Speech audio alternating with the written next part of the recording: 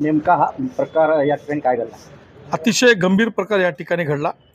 धर्माबादमध्ये खरं अक्षरशः लोकशाहीचा कुठल्याच प्रकारचा विषय त्या ठिकाणी शिल्लक नाही असं आम्हाला त्या ठिकाणी वाटतंय.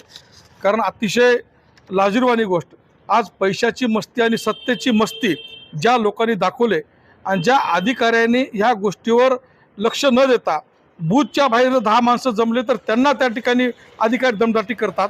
पण अधिकाऱ्यांना लाज वाटली पाहिजे. या शहरामध्ये हजारो लोक एखाद्या मंगल कार्यालयामध्ये दाबून ठेवत असतील आणि त्यांना मतदानापासून वंचित ठेवायचं काम होत असेल तर हे लोकशाहीचं त्या ठिकाणी आत्महत्या आहे असं मला त्या ठिकाणी वाटतं. या सगळ्या याच्यावर इलेक्शन आयोगानं मोठी कारवाई त्या ठिकाणी करणं गरजेचं आहे आणि ते कारवाई करून या धर्माबादच्या जनतेला एक न्याय दिल्यासारखं त्या ठिकाणी होईल. आज मी आपल्या माध्यमातून TV बघितली, त्याच्यामध्ये काही महिलांनी सांगितलं की सकाळी 8-9 वाजल्यापासून आम्हाला दाबून ठेवण्यात आलं.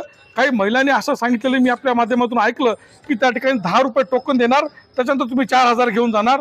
म्हणजे अशा जर पद्धती त्या ठिकाणी जर चालू असेल तर ही लोकशाही म्हणावे की त्या ठिकाणी मस्तीशाही पैशाही दाखवायचं काम चालू आहे. या धर्माबादमध्ये गेल्या 8 दिवसापासून आम्ही बघतोय की त्या ठिकाणी मटकेवाले आणि दारूवाल्याचा प्रचार मोठ्या प्रमाणात आम्ही त्या ठिकाणी ऐकतो. पण आज आम्हाला त्याची प्रचिती झाली. आज हजारो लोकांना दाबून ठेवून त्या ठिकाणी यामध्ये साम TV आणि TV9चा मी त्या ठिकाणी पत्रकारांचा मनापासून आवेदन करतो की त्यांनी अतिशय जीवावर त्या ठिकाणी पेटवून म्हणजे अतिशय त्या गेटवर उड्या मारून त्या ठिकाणी हे सगळे प्रकार उघडकीस आला.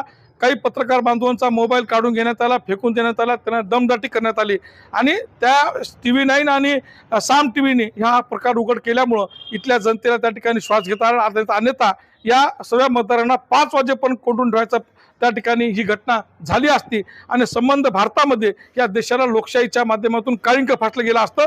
असा प्रकार साम TV आणि TV9 उघडकीस आला, त्याबद्दल मी सगळ्या मतदाराच्या वतीनं दोघांचे त्या ठिकाणी अभिनंदन. ही अतिशय शर्मनाक घटना त्या ठिकाणी घडलेली आहे. अधिकाऱ्यांनी याच्यावर तात्काळ कारवाई करावी. या दोन्ही आमदाराला आणि त्यांच्या पत्नीला धर्माबादमधून हद्दपार करावं.